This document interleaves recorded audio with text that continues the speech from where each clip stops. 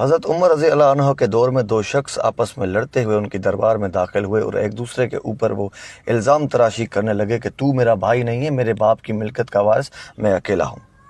دوسرا بھی یہی کہنے لگا، تو میرا بھائی نہیں ہے، میری باپ کی ملکت کا وارث میں اکیلا ہوں، تو جھوٹا ہے۔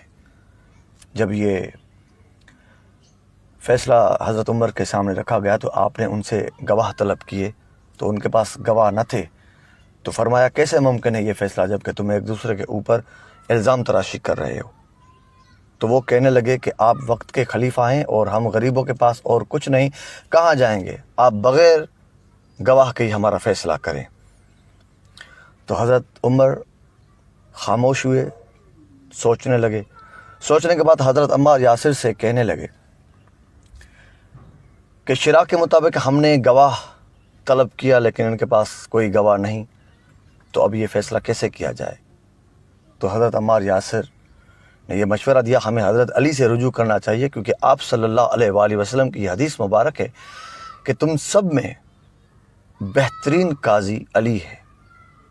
یہ سنتے ہی حضرت عمر رضی اللہ عنہ نے حضرت عمار یاسر کو دعا دی کہ اللہ تمہیں اس کی جزا اور خیر دے۔ کیا خوبصورت بات یاد دلا دی، بے شک علی بہترین فیصلہ کرنے والے ہیں۔ آپ ایسا کریں، ان دونوں کو حضرت علی کے پاس لے جائیں۔ حضرت عمار یاسر فرماتے ہیں کہ جب میں باب العلم کے دروازے پر گیا، اندر سے ہی انہوں نے مجھے دیکھ کے ہاتھوں سے اشارہ کیا، وہیں لے چلو ان دونوں کو، میں خود وہاں پہ آ رہا ہوں۔ ہم وہاں پہنچے اور تھوڑی دیر کے بعد مولا علی بھی وہاں تشریف فرما ہوئے۔ سارا مسئلہ مولا علی کے سامنے پیش کیا گیا تو آپ نے ان دونوں کو الگ الگ کر کے ایک سوال پوچھا، سچ بتاؤ تم کون ہو اور ملکیت کا وارث کون ہے؟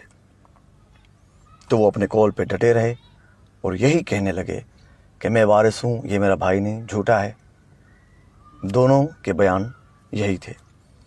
مولا علی نے پوچھا تمہارے والد کی قبر کہاں پر ہے؟ کہا فلاں قبرستان میں۔ حکم جاری کیا کہ جاؤ اس قبرستان میں، اس قبر کو کھود کے اس میں سے ایک ہڈی میرے پاس لے آؤ۔ حکم پر عمل ہوا، قبرستان گئے، قبر کھودی، ایک ہڈی ملی، مولا علی کے سامنے پیش کی گئی۔ پھر آپ نے فرمایا کہ ان دونوں کا اب تھوڑا تھوڑا خون دو برتنوں میں پیش کیا جائے۔ ان دونوں کا خون نکال کے دو برتن مولا علی کے سامنے رکھے گئے، ایک برتن میں ایک کا خون، دوسرے برتن میں دوسرے کا خون۔